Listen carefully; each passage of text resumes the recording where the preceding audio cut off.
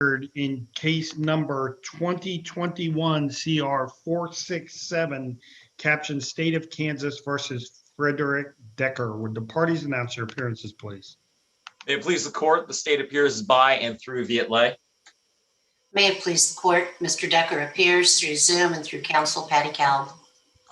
All right. We were originally set down for a plea and a bond motion. However, my understanding is that parties are not in a position to enter into a plea today, but we wanted to be heard on the bond motion. I reviewed both the original bond motion and the amended one when defense counsel got some more information. Ms. Calb, would you like to be heard on that this morning? Yes, Judge. I think it's pretty self-explanatory, though. Mr. Decker would be presumptive probation even if he pleads guilty or is convicted as charged on this. I sent the 2016 journal entry that showed he was an F at that time. So he would be a G due to that. I believe that he always appeared at the last one. I represented him then, and he's had to register to that, and he's always registered. So I don't believe he's at any risk. The reason he didn't get pretrial release was due to, first off, he couldn't stay with his parents, which was the first option. His stepfather said, But the second one, he's got a place to stay, but the mailbox was full, so they couldn't verify it. I would request that he's be granted an OR bond, give me an opportunity to talk to him about a plea. I do believe it will be some kind of a plea, but I don't see any reason that we should hold him in here when whatever he does, he'd be presumptive probation. Mr. Lay. Judge, in addressing defense counsel's points, I would say that the state believes he has a number of failures to appear on his record. We think that that what he's charged with and the theft, he also fled from the police officer that was pursuing him. We think that puts him at risk for not making future appearances for his court hearing. So the state is opposed to the OR bond or any other bond or any bond reduction in this case. All right. So in the old case, I'm starting to pull up my full court here so I can take a look. Mr. Lay, is it your position that in that 2016 case, there were numerous failures to appear? Judge, I'm looking through his NCIC, and in the 2016 case, I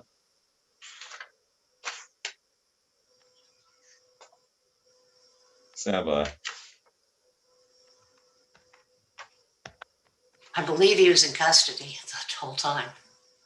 Yes, I believe he was in custody. That's why. But he did have 6 counts of failure to appear in that 2016 case that he was charged with. Custody. So yes, there are failures to appear on his record, from what I can see. All right. Well, look, here's kind of the long and the short of it. When it comes to people who, and I think even if he gets charged eventually with a fleeing and eluding, he's still going to be presumptive probation on any of those charges.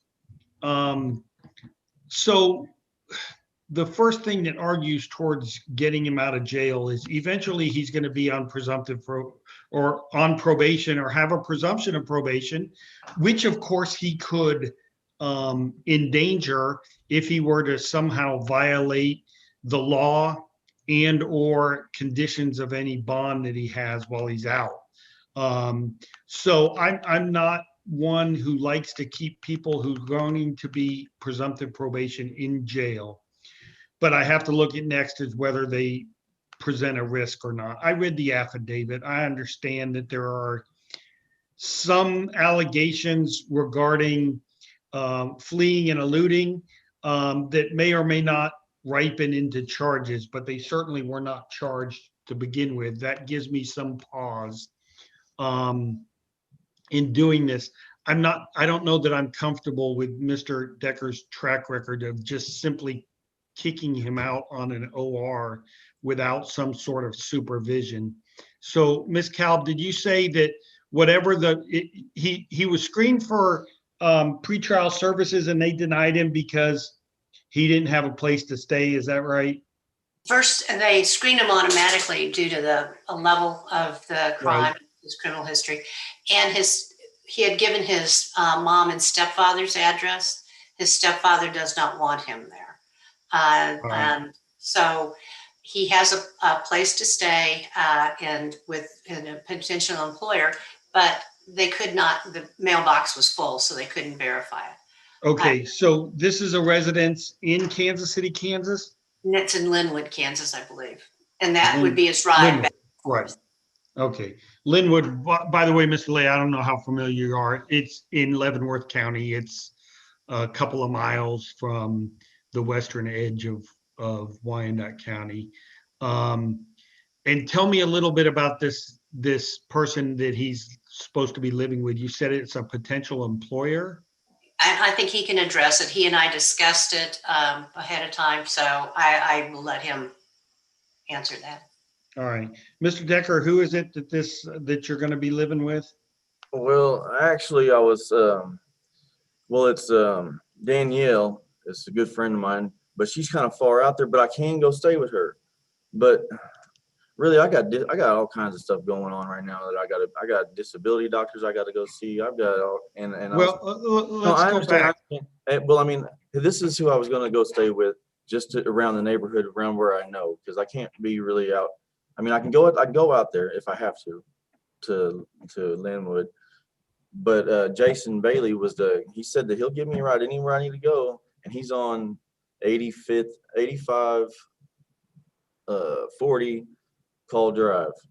Okay, so is it at the end of it, when they come down and ask you where you're going to stay, it's this Mr. Bailey's place on Caw Drive, is that right? Yeah, but I mean, I got two addresses I can go to. Okay, I understand. Now, but really, I'm not going to. Here's what I want to know. When they call Mr. Bailey and they say, hey, Frederick Decker says he's going to come live with you if we get him out of jail, what's Mr. Bailey going to say? Well, he's going to say, yeah, he's going to take care of it. The next thing that I need to know, because look, I don't want to set you up for failure here and give you an idea. What I want to know is when they run Mr. Bailey, is he going to have some sort of record that's going to make them not want to let you live there? I don't know. I just know he owns his own flooring company and stuff, and he actually helps me out. Okay. He puts me to work every now and then at his house. I'm going to order screening for pretrial services. I'm also going to send an email to pretrial services as soon as we're done, and indicate to them that they should go back and see Mr. Decker, that he now has a place to live and a person to live with that he believes is acceptable and will allow him to live there. And assuming a successful screening, I'm going to approve pretrial services. All right. Other things for our record today? No, Judge. No, Judge. I guess just due to, we can either set it for a status or on the docket or something, because we have not been if you would reach out to my assistant and just tell her where you want it set, whether it's on a docket in a couple of weeks or if you want to set it for a plea, we'll give you a date on that. Okay. All right. Is there any? Yes, sir. There ain't no way to come up with a plea and just go home today with the plea. I mean, look. Here's one of the deals, Mr. Decker. I completely discourage people to go, hey, I want a plea because I want out of jail. I understand this. Right. And so look, I'm going to have the people come up to see you today. They're going to check out Mr. Bailey. And look, even if you did a plea, I'm still going to be ordering pretrial services. Yeah. So So they're gonna come up and take care of that. We can take care of the case as we take care of the case. I want you out of there too. Look, I don't think that people who are presumptive probation should sit for months and months and months in jail just waiting for their case to come around. So we'll work on it. We'll have pretrial services come up and talk to you. They'll reach out to Mr. Bailey, and hopefully, you know, if he confirms what you said and you can go live with him, they'll make that happen. Okay. All right, thank you. All right. Thank you, everybody. We are adjourned. Have a good day. Thank you, Judge. Thank you.